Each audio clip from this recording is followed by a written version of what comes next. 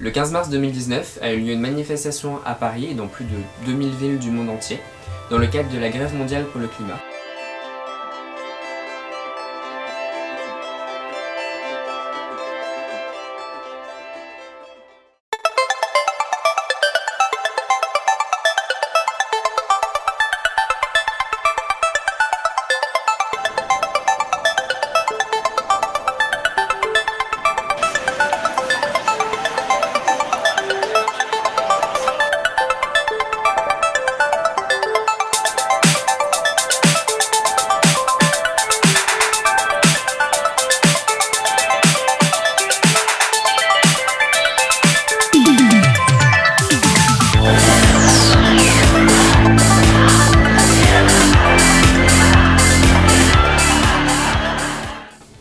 En tout, c'est plus de 2 millions de jeunes qui se sont mobilisés pour alerter les politiques. Et ceci a été fait suite à l'appel de Greta Thunberg, qui est une militante écologiste de 16 ans. En effet, durant la COP24, qui se déroule en Pologne dans la ville de Katowice, Greta Thunberg a réalisé un discours le 3 décembre, visant à interpeller les politiques et aussi pour lancer un appel à la grève pour les étudiants, la nouvelle génération qui sont tous concernés par le réchauffement climatique, afin qu'ils puissent exprimer leur désaccord contre les politiques climatiques actuelles. Sur place, nous avons pu prendre quelques images qui vont nous permettre d'illustrer cette vidéo dans laquelle nous allons vous parler d'un sujet qui nous tient à cœur, comme vous avez pu le voir dans le titre, le dérèglement climatique.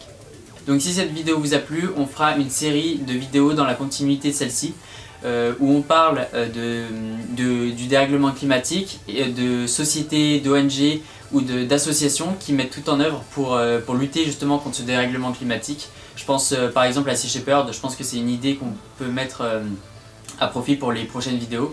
Donc dites-nous si cette vidéo vous a plu et si on continue dans ce thème. Cette grève mondiale, c'est vraiment une nouvelle forme de manifestation. En fait, de base, il faut savoir que les lycéens et les collégiens, ils n'ont pas du tout le droit de grève. Donc en fait, c'est de la désobéissance civile. On peut même dire que c'est de la désobéissance climatique pour reprendre les termes de Greta Thunberg.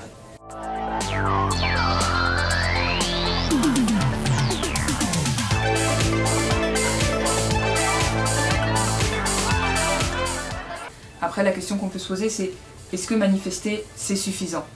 Alors non, bien sûr que non, c'est pas suffisant, il faut aussi des actions qui sont concrètes. Mais manifester, ça permet une forme d'organisation du mouvement. Et ça permet aussi d'envoyer un message symbolique.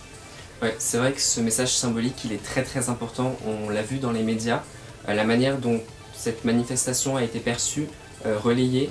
On a vraiment vu que c'était un jour qui allait être très important dans l'histoire de la lutte pour le climat.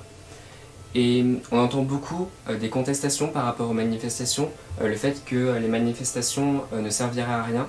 Mais je pense que déjà cet aspect symbolique et aussi le fait que c'est une manière d'interpeller des gouvernements, des personnes politiques sur leur manière de faire, leur manière d'agir contre le dérèglement climatique et montrer que cette question du dérèglement climatique a un impact sur les urnes et on aura de plus en plus dans les prochaines élections à venir.